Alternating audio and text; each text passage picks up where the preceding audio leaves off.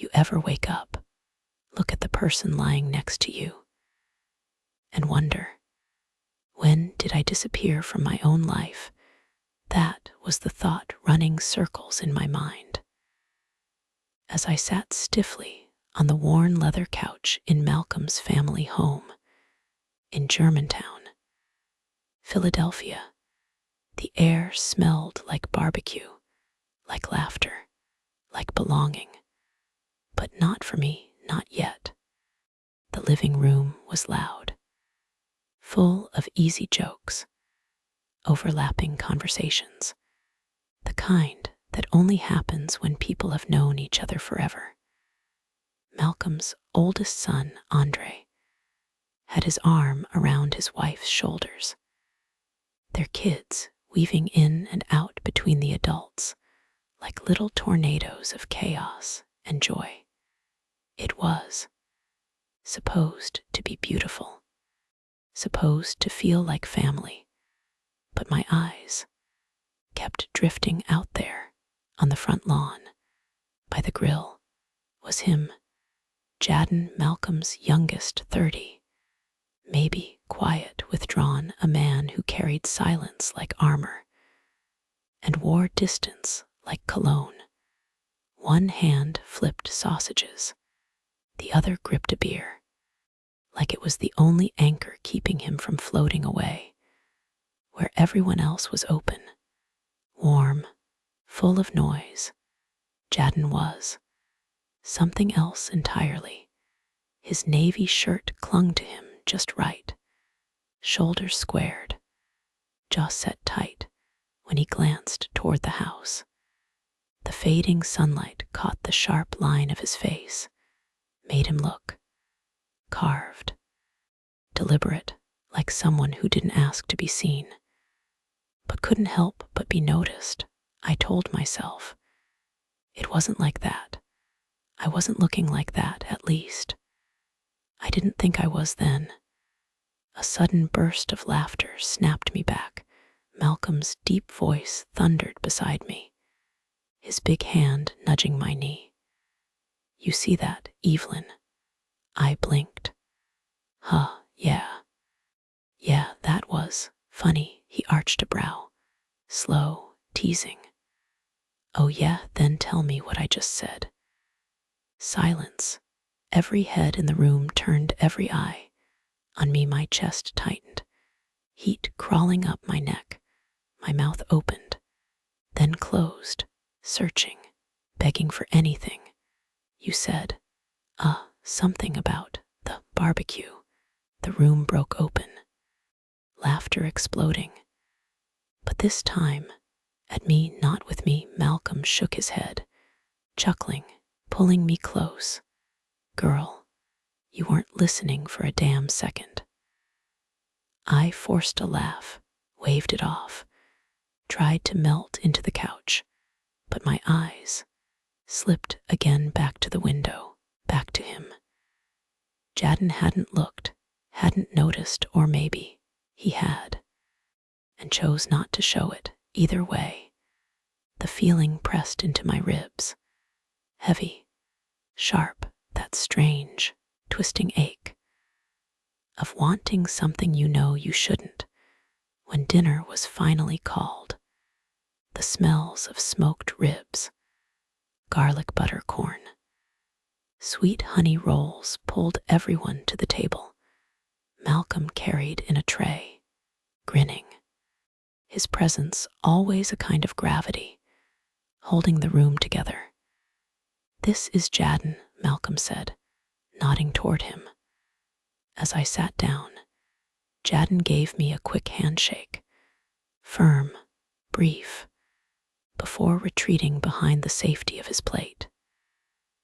Nice to meet you, ma'am, he said, voice low, polite, mechanical. That was it, nothing more. He didn't join the banter, didn't lean in like the others, just ate, quiet, focused, like the noise wasn't meant for him. But I watched him anyway, watched the way his fingers flexed around the fork, the small lines between his brows, a tightness in his shoulders like he was always ready to leave, ready to run. It was subtle, but it pulled at something deep, something restless inside me, and then it happened. A glass of white wine tipped, spilling cold across my lap. "Oh, shoot," Malcolm jolted up. "Come on, baby. Let's get you cleaned up." I wasn't even sure if I'd knocked it, or if the universe had done it for me. Either way, I found myself following Malcolm's daughter-in-law down the hall, clutching a towel against my dress. "You can change in here," she said, handing me one of her dresses, smiling. It should fit. I thanked her, stepped into the bathroom, the mirror catching me off guard. 64 years old, silver streaks in my hair, lines where youth used to live. And yet, as I pulled the dress over my head, something stirred, something alive. When I opened the door, there he was, Jaden, leaning against the opposite wall, hands in his pockets, eyes already on me. For a moment, neither of us spoke, just silence, a heavy, charged silence. He didn't move, didn't smile, didn't soften. His gaze held me there, pinned, like gravity had shifted, like the hallway itself forgot how to breathe. Then he pushed off the wall, walked past me. Not a word. Footsteps steady, deliberate, echoing into the distance. I stood there, breath tangled in my throat, fingers clenched around fabric that wasn't mine, wondering, what the hell was that, and why? Why couldn't I stop shaking? You ever sit in a room full of people, smiling, laughing, eating, and still feel like you don't belong? That was me, sitting stiffly on the corner of a worn leather couch, inside Malcolm's family home, in Germantown, my new family, supposedly. The walls were filled with framed photos, generations of faces, birthdays, graduations, moments that had nothing to do with me. The laughter was easy, loud, like music on loop, voices overlapping, teasing, storytelling, like they'd all rehearsed this song for years. And I was just the echo trying to catch up.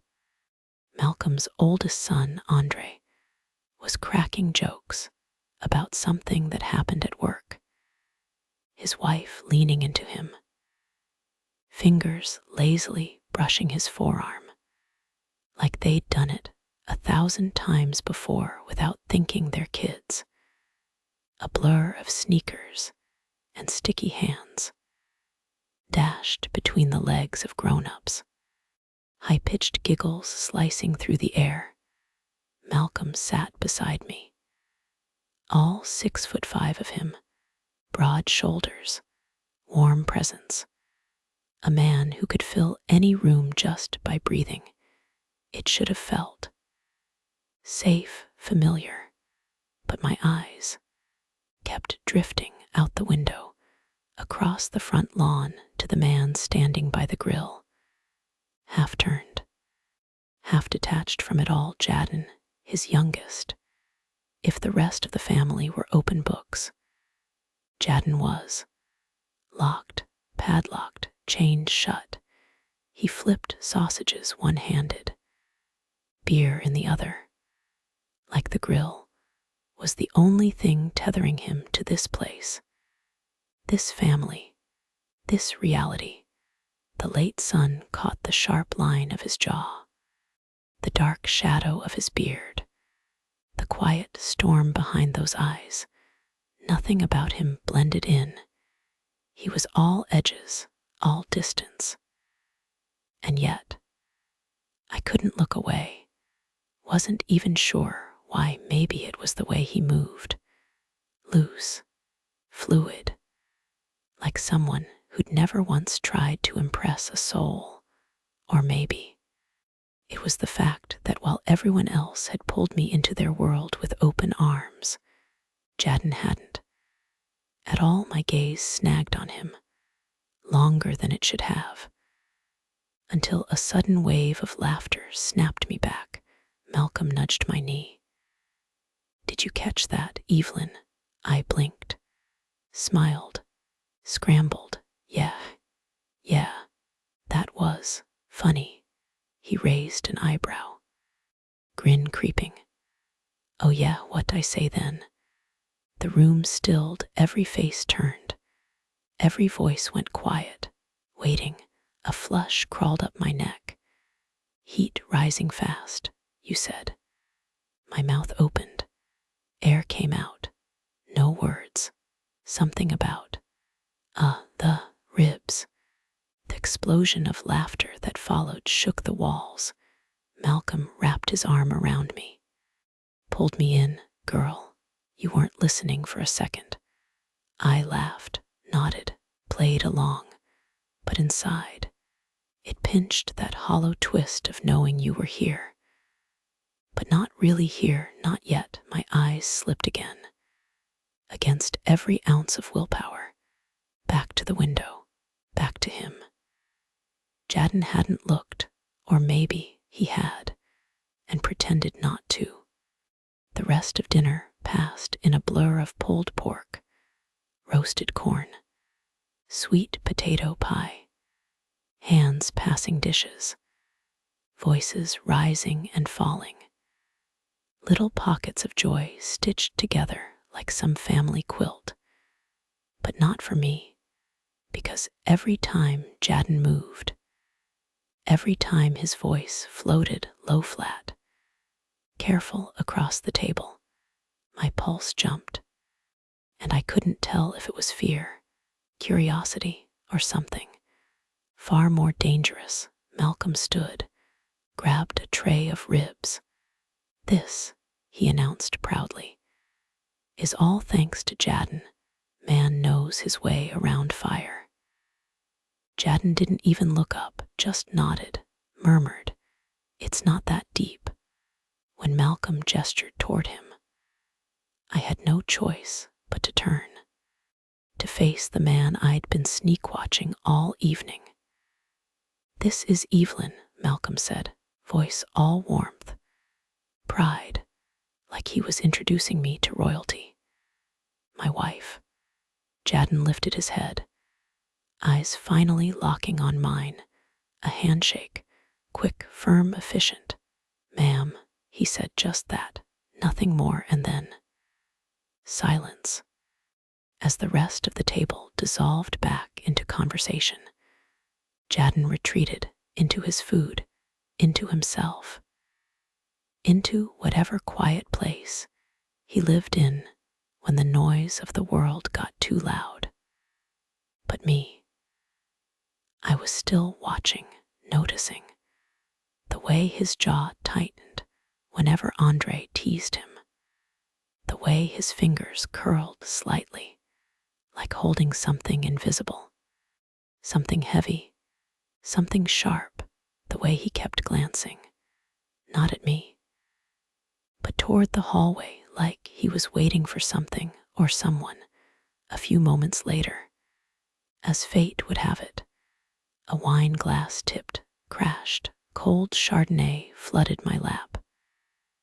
Damn, Malcolm stood so fast his chair scraped the floor. "Come on, baby, let's get you cleaned up." I waved it off, half laughing, half wincing. "It's fine, really." Nah, come on," he gestured to Andre's wife. "Hey, could you grab her something dry?" "Of course," she beamed, disappearing down the hall. "Follow me."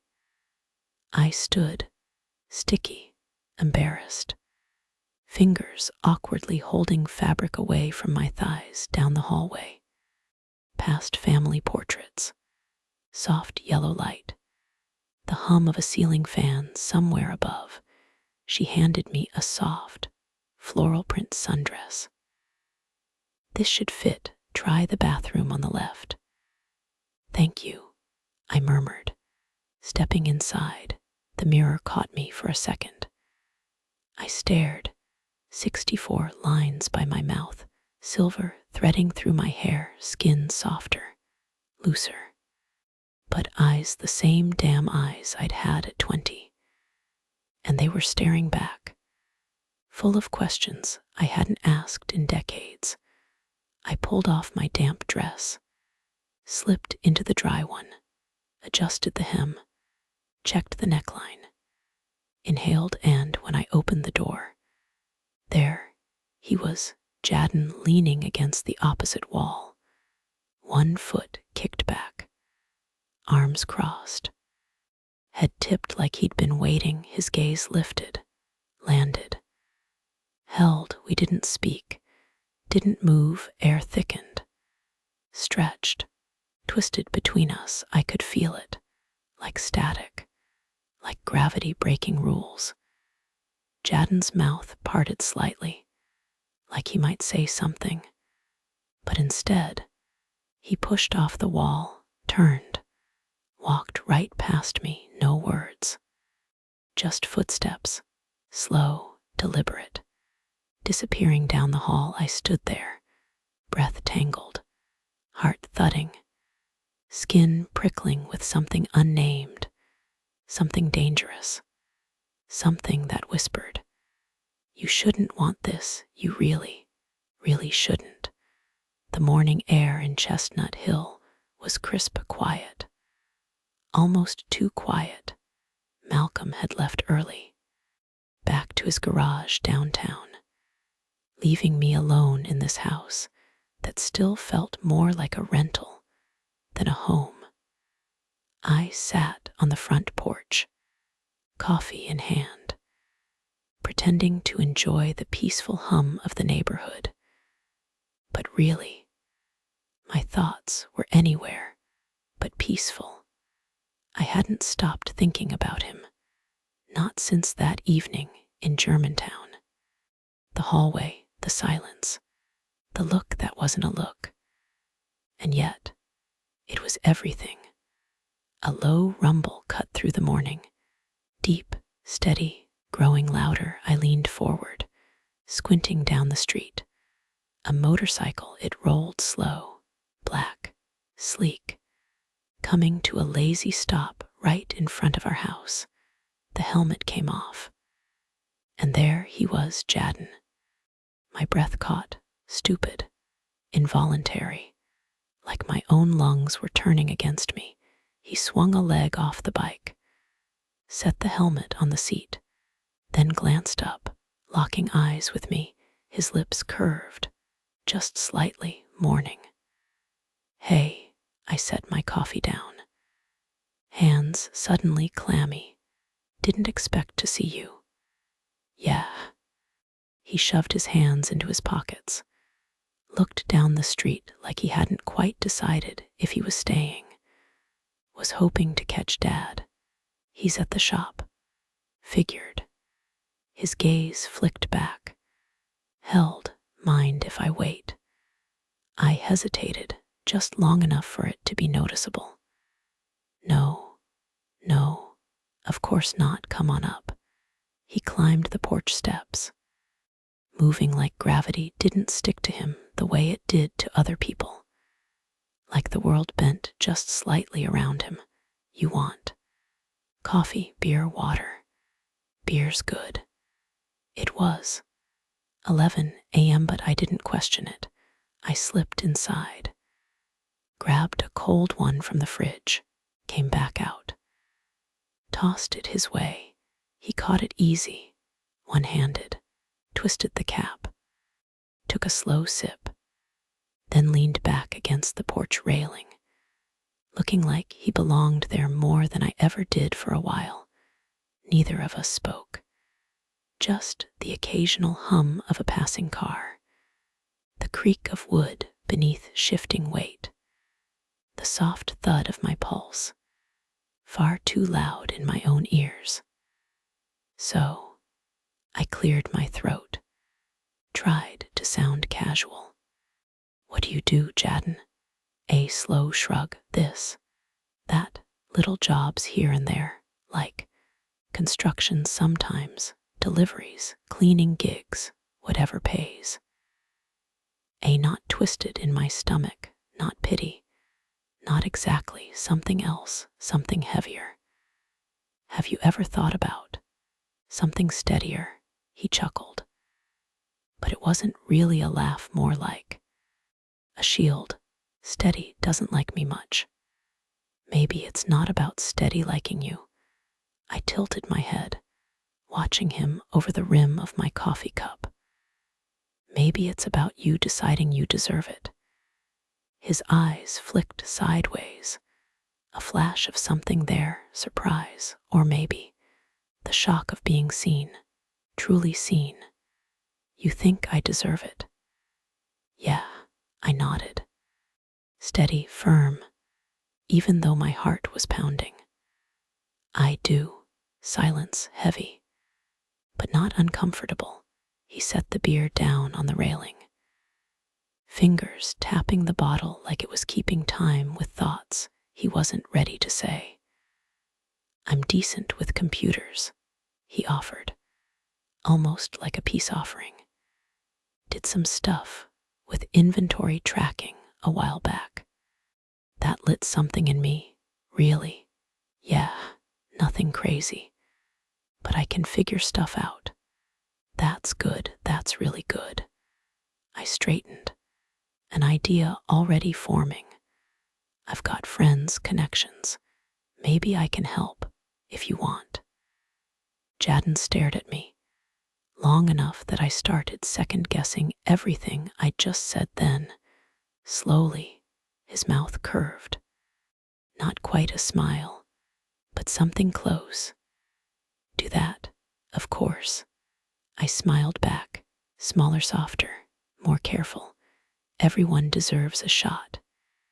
His gaze dropped, just for a second, before coming back up, a little warmer now, a little less guarded. You're different. Different how? Most people don't offer, unless they want something. The words hung there unsaid, but not unnoticed. I don't want anything, I said, quietly. But I wasn't sure if that was true or if we both knew. It was a lie. We sat there, side by side, the quiet settling in, not heavy, not light, just full. Then the low growl of Malcolm's truck pulled into the driveway. Breaking the spell, Jaden stood, slow, smooth, watching his father step out. Malcolm smiled, surprised. Well, look who it is. Jaden shrugged. Figured I'd swing by. They exchanged a quick handshake, a slap on the back, man to man. Easy, effortless. But Malcolm's eyes shifted, catching mine, a flicker of something. Confusion maybe, or curiosity, or... I didn't wait to find out. Malcolm, I started, stepping forward, voice sharper than I meant. Why didn't you tell me Jaden was looking for work, struggling? His smile faltered, shoulders stiffening. Evelyn, it's not your problem. It's ours, I snapped back, faster than I'd planned. It's our problem, and I'm handling it. Silence. Malcolm blinked, then sighed, hands on his hips, but didn't argue. And Jaden, God, Jaden just stood there, watching us both. Eyes unreadable, lips pressed together. But something flickered, something I couldn't name, something that scared me, because it felt a lot like the start of something I wouldn't be able to stop. The law office sat tucked between a coffee shop and a yoga studio. One of those buildings that looked sleek, modern, too polished for someone like me to ever feel fully comfortable walking into. I stepped through the glass doors, heels clicking against marble floors, the scent of fresh ink, paper, and expensive cologne floating in the air. Evelyn, a familiar voice called out Robert, an old friend, waved me over, grin wide, genuine. Good to see you, you too. I smiled, adjusting the strap on my purse. Thanks again for, taking a chance on Jaden. Robert chuckled, leaning on the reception desk. Are you kidding? He's sharp. Picks things up fast, quiet, focused. But you can tell the kid's got something. I felt my chest warm, pride, relief, and something else, something heavier. My gaze drifted down the hall to a glass-walled office where he sat Jaden, and for a moment I forgot how to breathe. Gone was the leather jacket, the torn jeans, the ever-present hoodie. Instead, a fitted three-piece suit, dark, crisp, like it had been made for him. He sat there, focused, brows drawn as he typed, lips pressed, jaw set. His hands moved over the keyboard like he'd been doing this for years, not days, even from here, even through glass. The transformation hit me like a punch. He looked devastating. Robert kept talking, but the words faded, muffled, distant. I didn't come back to myself until Jaden glanced up, his eyes locking onto mine. And just like that, the air between us shifted, tightened, warped. He stood, slow, controlled, like he knew exactly what his body did to the space it moved through. He stepped out from behind the desk, walked toward me, suit fitting him in ways that made my throat close. Hey, he said, low, smooth, voice softer than I remembered, but somehow heavier. Hey, I tried to smile, tried to be normal, casual, but my pulse was a drum in my ears. Didn't expect to see you here.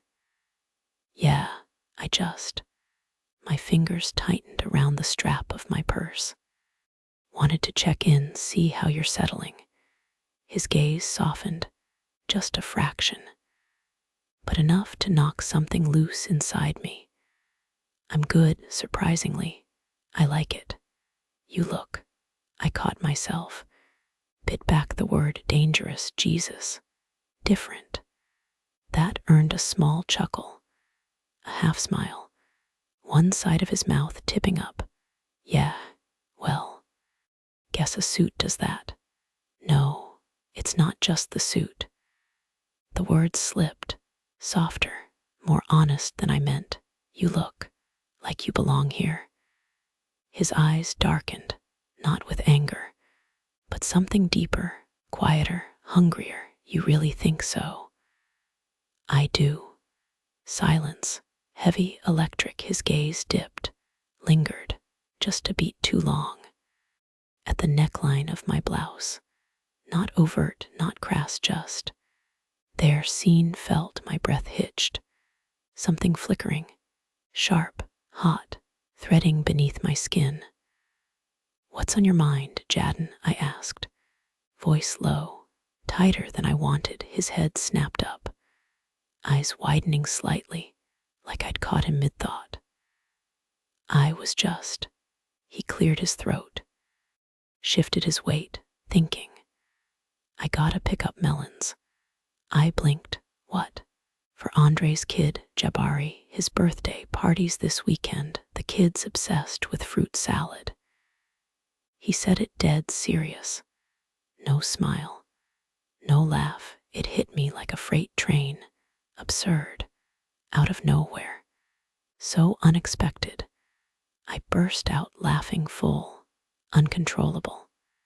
The kind that bubbled up from somewhere deep wild, unfiltered. Jaden froze, blinking, stunned, as if he couldn't quite figure out whether to be embarrassed, confused, or amused. Melons, I gasped between breaths. You were thinking about melons. Yeah. His lips twitched, trying, failing, to fight a grin. Hey, it's important. The kid'll lose it if there's no cantaloupe. Another wave of laughter hit me, until I had to grip the edge of the reception desk, breathless, dizzy, eyes damp.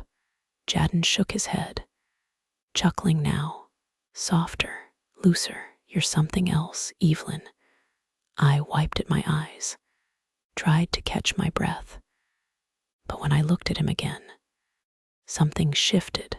The laughter faded, but the tension didn't. If anything, it deepened, thickened, because under the banter, under the smiles, under the ridiculous talk of fruit, was the thing neither of us wanted to name, the thing neither of us could unfeel. I stood, smoothed my hands over my dress, swallowed.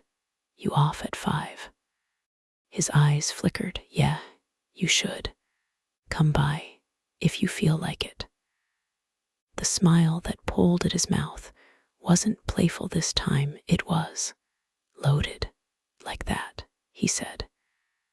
And God help me, so would I. The clock on the wall ticked louder than it should have. I paced the living room, glanced at the time, then back toward the front window. 5:15, he'd said 5. Maybe he changed his mind, maybe. Thank God. He came to his senses then. The soft rumble of a motorcycle pulled up the driveway. My breath caught, tight, shallow, like someone had cinched a string around my ribs. I opened the door before he even knocked. Hey, Jaden stood there, hands in the pockets of his black jacket. That same effortless lean, like gravity had decided it didn't apply to him. Hey, I stepped aside, letting him in, forcing my voice to sound casual, normal, like it was no big deal. Dad home? Not yet. I shut the door, fingers lingering on the knob longer than they should have. Probably won't be back until 7. Cool. He kicked his shoes off, walked in, comfortable, like he'd done it 100 times, like he belonged here. And I was the guest. Make yourself at home, I gestured, trying and failing to keep the tremor out of my voice. I was just finishing up some yoga. His eyes flicked down, scanned me head to toe, slow, unhurried, and utterly unbothered by whether I noticed. Oh, his mouth curved, lazy, sharp, so that's how you keep it tight. My breath stuttered a laugh, weak, automatic. Well, you know, gotta keep moving. He smirked, stepped farther in, gaze sweeping the room, hands still in his pockets, like he was measuring the space, or maybe measuring me. I didn't peg you for the yoga type, he said, voice low, smooth, sliding under my skin like warm silk. Surprise. I grabbed my water bottle, took a sip, tried to cool the sudden heat crawling up my spine. Mind if I watch? His head tilted, eyes dark, unreadable. I froze. Words tangled on my tongue. Sure, if you want. Yeah. He walked over, leaned against the doorway, arms crossed, the smirk deepening. I'll stay out of the way. I rolled out my mat, sat, crossed my legs, tried to find that steady breath yoga always promised, but never had it felt this impossible. I shifted into child's pose. Reached forward, exhaled. You're doing that wrong. Jaden's voice cut in. Lazy, amused, my head snapped up. Excuse me, your hips. He walked over, slow, deliberate, crouched beside me. They should sink lower. I know how to. No, you don't. His hands hovered, not touching, but close, too close, back. Here, he gestured, voice dropping, and your arms should be like this. His breath brushed against my neck, and suddenly the room felt smaller, hotter, like the air had thickened. Molasses heavy, I shifted, sat upright, chest rising faster than it should. Okay, yoga's done. Yeah, his brow arched, eyes glinting. Didn't seem like you were finished. I stood, crossed my arms, stared him down, or tried to. What exactly are you doing here, Jaden? His smile faded, just a bit, replaced by something sharper. Hungrier, you invited me. Remember, that was, I swallowed, words catching. That was just what? I opened my mouth, closed it, looked away, anywhere but him. Silence stretched, pulled tight, like a rubber band ready to snap then. Footsteps, his closing the gap. I felt him before I saw him. That slow-burning presence, the kind of heat that wasn't fire, but something deeper, heavier, the kind that hummed against skin without ever needing to touch. I think. His voice was rough now, lower, like gravel wrapped in velvet. You like me being here, more than you want to admit. I turned, finally, and God, the way his eyes pinned me there, held me, like gravity bent, like the room, the world, stopped. We stood, inches apart, breath tangled, hearts loud, too loud, but neither of us moved, not yet, because the line between what should and shouldn't, between right and ruin, was thinning, and we both felt it, fraying. I woke the next morning with a knot in my stomach, the kind that didn't go away with coffee or breakfast or pretending it was nothing. It wasn't nothing. I moved through the kitchen, wiping down counters that didn't need wiping, organizing a fridge that was already organized, trying to quiet the noise in my own head. But the truth was, the noise wasn't in my head. It was in my chest, in my bones, every glance, every word, every breath from yesterday still sat heavy, like fingerprints I couldn't scrub off. Malcolm walked in, kissed my cheek, sweet, easy, like always, his arms wrapped around me, strong, warm, the kind of embrace that was supposed to make you feel safe. It used to, but now, it felt like standing in a house you'd outgrown, walls too close, ceiling too low, air too thin. You good? He asked, voice soft, thumb brushing over my arm. Yeah. I forced a smile, just, tired, long week. He kissed my temple, smiled, went back to his coffee, oblivious. And I hated that, hated how easy it was to smile, to lie, to pretend. But what scared me more was how easy it felt to want something else. My phone buzzed. A message from Jaden, you awake. My fingers hovered over the screen, heart thudding, pulse racing, breath stalling. I shouldn't answer. I knew I shouldn't. But my thumbs moved anyway. Yeah, seconds later, the 3 dots appeared typing, thinking about yesterday. So was I, God help me. So was I set the phone down, paced the kitchen, paced the living room. Like movement could outrun the tension snapping beneath my skin. It couldn't. Another buzz. I shouldn't come by. A pause. But I want to. I stared at those words, longer than I should have, letting them sink, seep, unravel something inside me. I shouldn't reply. But I did. A lie, a coward's lie, because every part of me whispered the opposite. Don't come. But my hands were trembling, and my chest was tight. And when I looked in the mirror over the mantel, I didn't recognize the woman staring back, or maybe, for the first time in years, my phone buzzed again.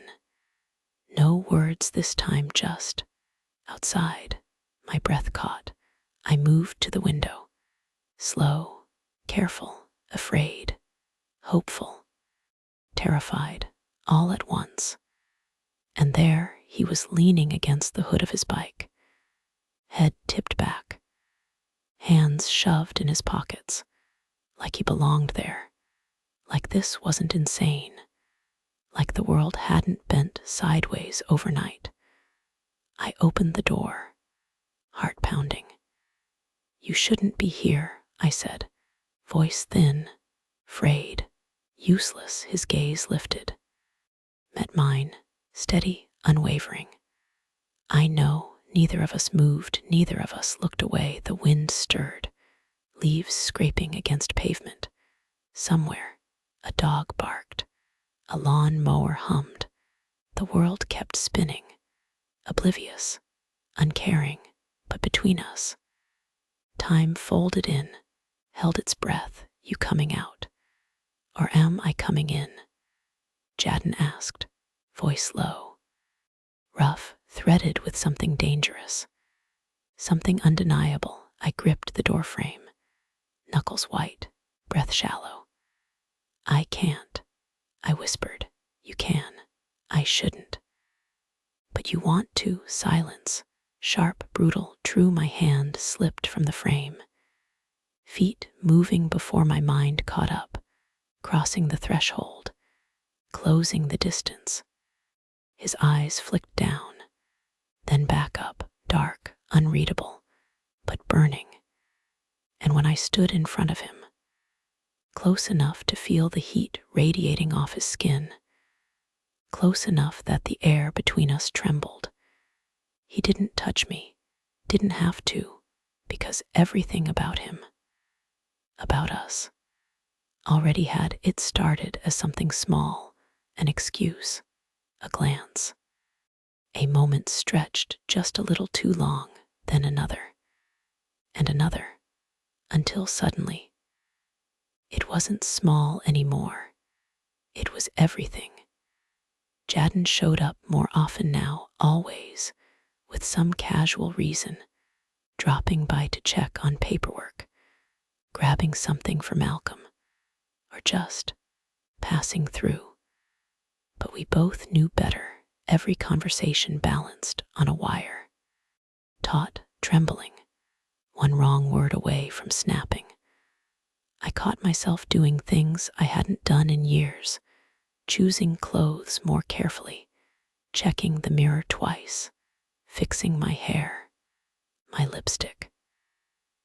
Even when I told myself it didn't matter, it mattered. It mattered way too much. The first time it crossed, really crossed, was a Wednesday. Malcolm was out, an early client at the shop, and I was home, folding laundry, windows open, spring air drifting through the house. When the knock came, I didn't even think. I opened the door, and there he was leaning against the frame, hands in his pockets, eyes darker than the sky behind him. You're early, I said, trying to sound normal, trying to sound anything but what I was. Wait. His voice was quiet, but not soft, not safe. It was the kind of quiet that warned you. The storm's already here. He stepped inside, slow, measured, like he knew exactly what he was doing. Like every inch between us was something he intended to erase. The door clicked shut behind him. The air shifted, heavier, thicker, saturated with something neither of us had words for. I should have stopped it. I should have said no. But all I did was stand there, letting the silence fill every crack, every hollow place inside me that hadn't felt alive in years. His gaze swept over me, slow, deliberate, sending waves through skin, through breath, through bone. It was never about the space or the distance, because there wasn't any left, not really. Every look became a tether, every breath. A confession neither of us was brave enough to say out loud. When he stepped closer, the air between us trembled, folded, burned, like the sun had slipped right into the room. There were no words left, just the hum, the pull, the electric gravity of two people standing on the edge of something they both knew would ruin them. And neither cared enough to stop. It wasn't about hands. It wasn't about touch. It was the flood, the surge, the invisible current that took every lonely thing, every unsaid thing, every locked away ache, and cracked it wide open.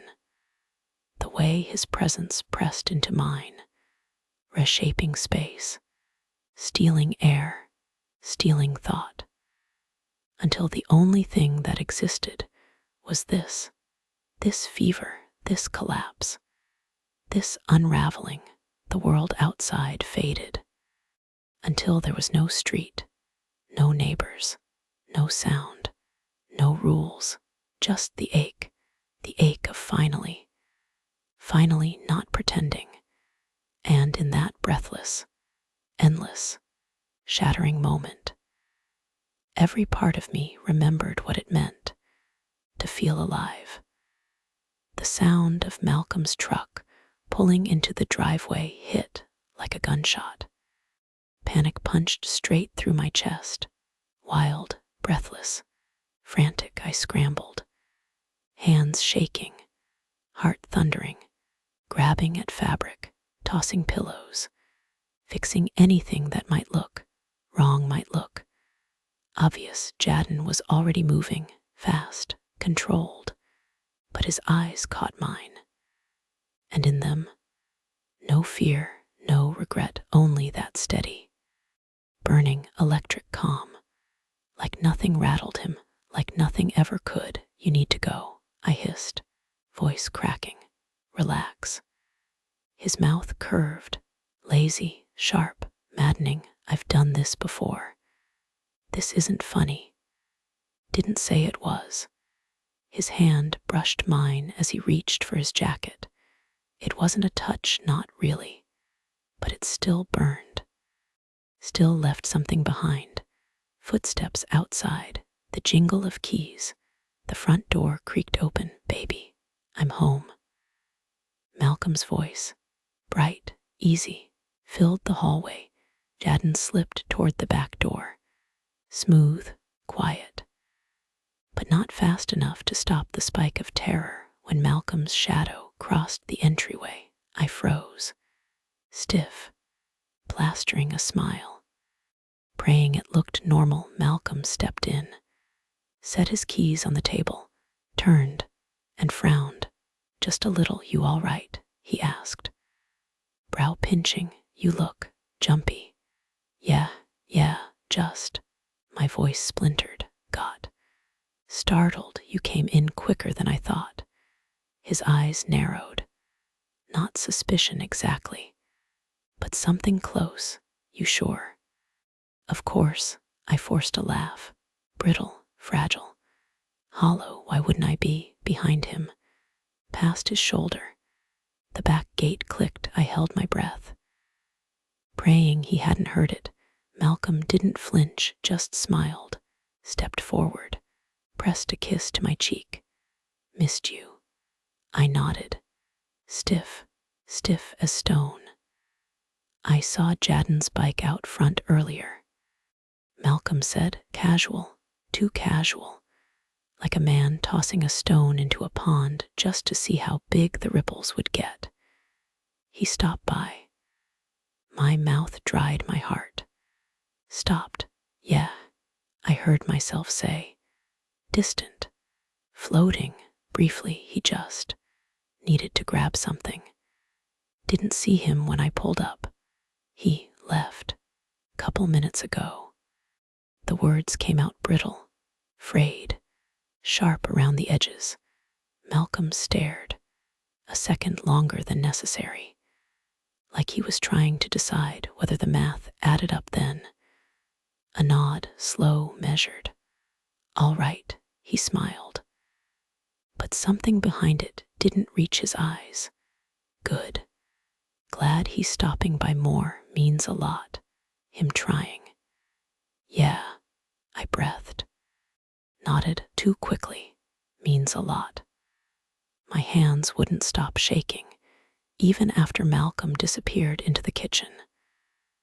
Even after the air technically cleared. The tension didn't leave, it stayed, thick, laced into every corner.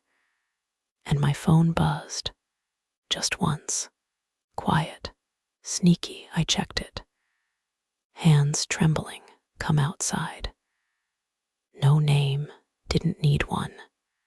I slipped out the side door, heart pounding, breath shallow, scanning the street until I saw him, Jaden, leaning against the fence, arms crossed, head tilted, that crooked, maddening half-smile pulling at his mouth.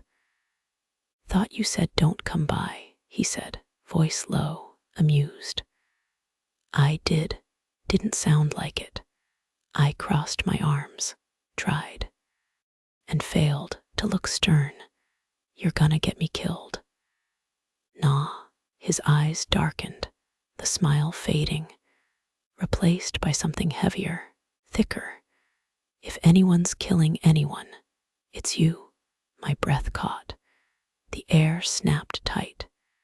Jaden pushed off the fence, slow, deliberate, closing the gap between us until there was nothing left but the tremble of breath, the ache of something neither of us could name.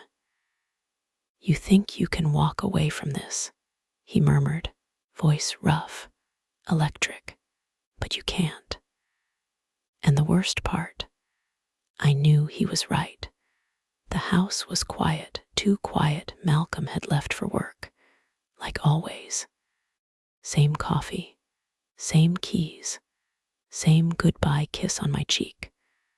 But today, everything felt louder, the silence, the clock, the sound of my own breath.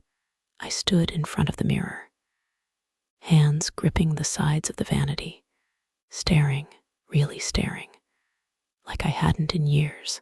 64, silver hair, framing a face that had known.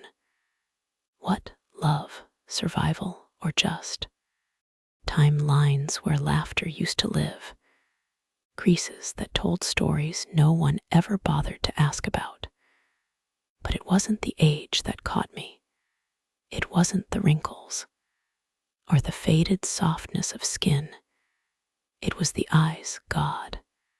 It was the eyes, because behind all of it, behind the years, the marriages, the safe choices, was a woman I'd buried so deep.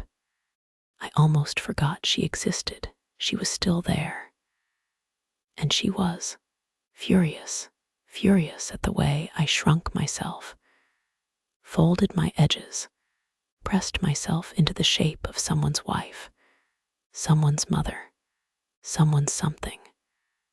But never mine, I whispered, barely breathing. When did I stop belonging to me? The mirror didn't answer, didn't need to, because deep down, I knew I'd spent years convincing myself that safety was the same as happiness. That stability was enough. That love didn't need to feel like fire, like chaos, like gravity gone wrong. But the truth was, I missed the burn. I missed the ache. I missed the more and the worst part. The worst, most brutal, undeniable truth was that I hadn't felt more alive, more awake, more me in years than I did when Jaden's gaze pinned me to the very ground I stood on. It wasn't right. It wasn't safe. But it was real. And maybe for the first time in my entire life, real mattered more than right. I pulled away from the mirror, paced, restless, hands shaking, breath shallow. My phone sat on the dresser, one message away, one decision away. My chest tightened, squeezed, breath catching, as if the air itself had thickened, turned heavy, turned dangerous, because this wasn't just about him. It never was. It was about me, about looking at the wreckage of who I'd become, who I'd let myself become, and realizing I didn't want to be her anymore. I didn't want to be safe. I wanted to be free, even if freedom meant burning everything down to get it. The kitchen smelled like roasted chicken, garlic, and rosemary, the kind of smell that should have felt comforting, grounding, familiar. But tonight, it felt suffocating. Every clink of silverware, every scrape of a chair, every too loud laugh from the kids in the next room. It all sounded wrong, too sharp, too loud, too close. I stood by the counter, plating food, hands moving on autopilot, pretending everything was fine. It wasn't. It hadn't been for weeks. Jaden sat at the table, right across from me, right across from Malcolm. His posture was easy, casual, leaning back slightly, arms folded, like he didn't have a single care in the world. But his eyes told a different story. Every time they flicked up, found mine, the air shifted, thickened, tightened. It wasn't a stare. It was a grip, a tether, a reminder, a threat. And the worst part was knowing it was mutual, that I was just as guilty, just as reckless, just as lost in it. Malcolm passed him a bowl of mashed potatoes, smiling, talking about some client at the shop, something about a busted carburetor. Words I couldn't focus on if my life depended on it. I forced a smile, nodded when I was supposed to, laughed on cue. But it was brittle. It was hollow. It was survival. Jaden's thumb dragged slow against the rim of his glass, the tiniest movement.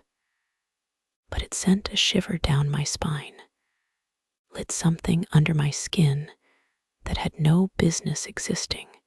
Then it happened, a glance, a slip, a mistake. I looked up, too fast, too automatic, drawn without thinking, and caught him already looking at me.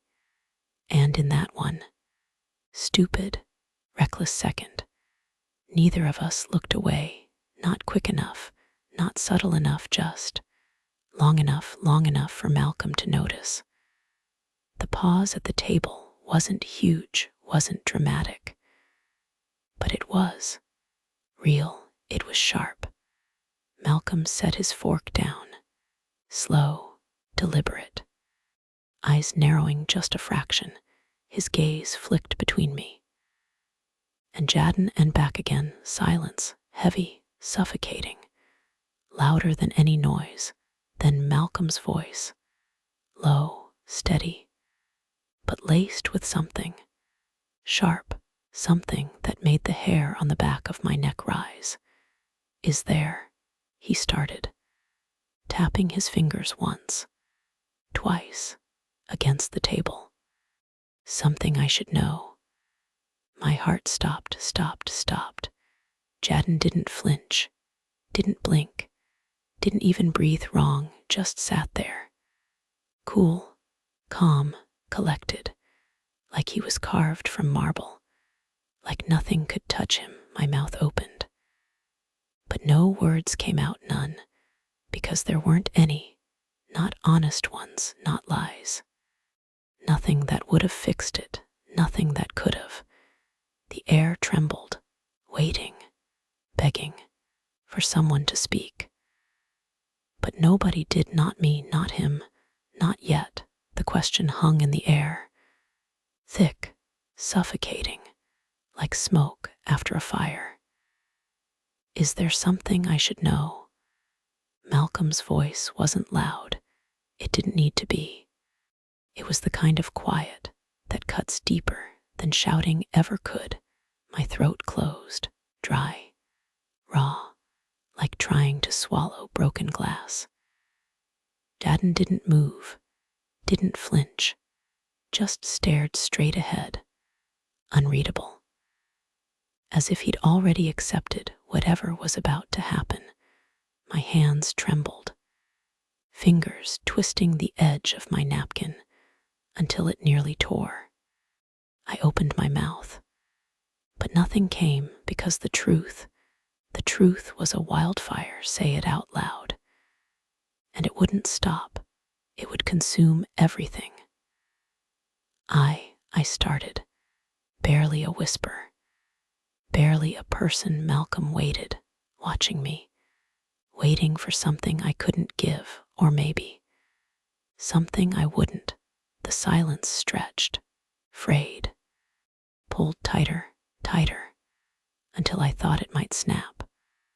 But it didn't, because I did. I stood, slow, deliberate, chairs scraped, forks paused midair. Even the kids in the next room seemed to feel the shift, the way the air folded in on itself.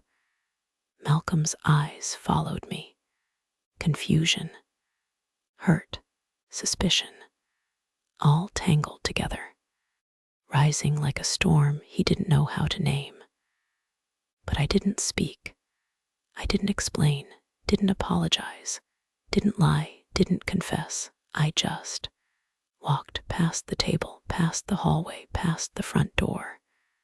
The screen swinging shut behind me. The cold air hit, sharp, biting.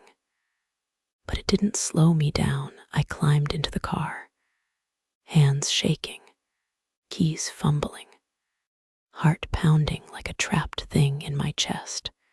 The engine roared to life. I didn't look back, not once. Didn't check the window. Didn't wait for someone to come after me. I just drove down the street, around the corner, onto the main road. No destination. No plan, just gone. And for the first time in 64 years, I wasn't driving toward someone. I wasn't running from someone. I was driving toward me.